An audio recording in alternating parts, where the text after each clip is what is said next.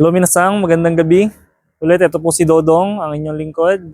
At ngayon po ay gusto ko lang mag-announce ng konti. Una, gusto ko muna magpasalamat sa patuloy niyo pong pagtangkilik sa mga nararating ng videos natin, sa mga sumusuporta sa atin, sa mga nanonood, at naglalaan ng ilang minuto ng inyong buhay. No? So maraming salamat po. At gusto ko lang din sabihin na simula po bukas, magpo-post po tayo ng mga Japanese vocabulary o mga natutunan natin sa Japanese. Pero syempre sisimulan natin sa basic. And magpo-post tayo nito kasi ito rin yung isa sa way ko para matuto, makapag-practice ng Nihongo.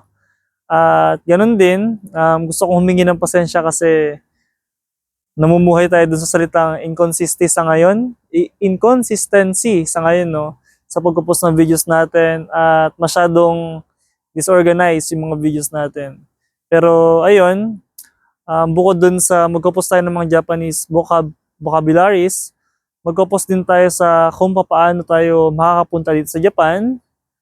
Magpo-post din tayo ng mga palagi nating ginagawa dito, mga bagong nangyayari sa atin, mga bago nating nararanasan, at marami pa, no? Pero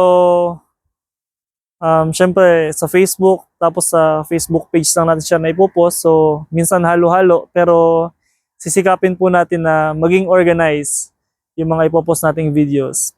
Ayun lamang po. Maraming salamat sa inyong konting minuto at mabuhay po kayong lahat. Paalam!